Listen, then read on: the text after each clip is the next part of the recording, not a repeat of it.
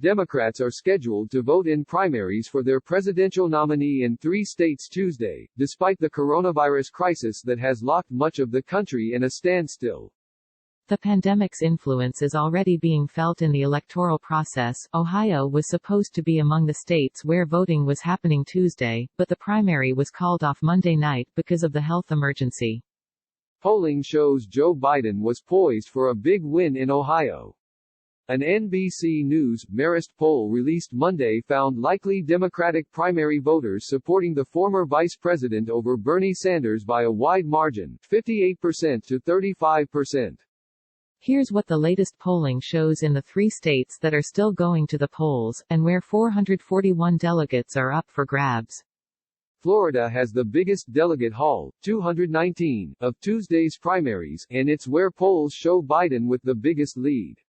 A Univision poll out Monday found 63% of likely Democratic voters supporting the former vice president, while 25% back Sanders.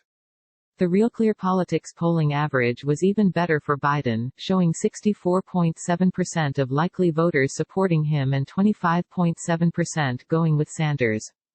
The most recent polls in Illinois, the home state of Biden's former running mate Barack Obama, were looking strong for the former VP. An Emerson College poll out Friday had likely voters supporting Biden over Sanders 57% to 36%.